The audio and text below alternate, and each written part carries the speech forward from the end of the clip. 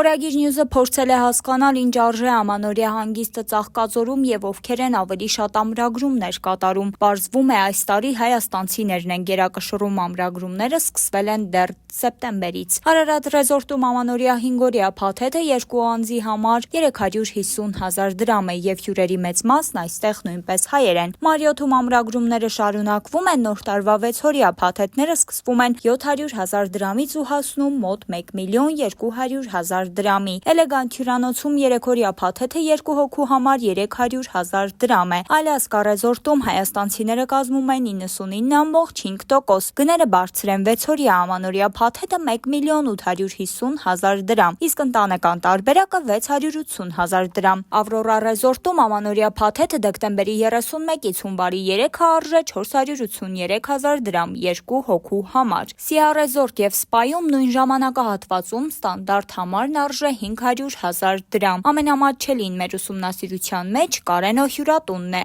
Այստեղ փաթեթը 2 հոգու համար արժե ընդամենը 30,000 դրամ։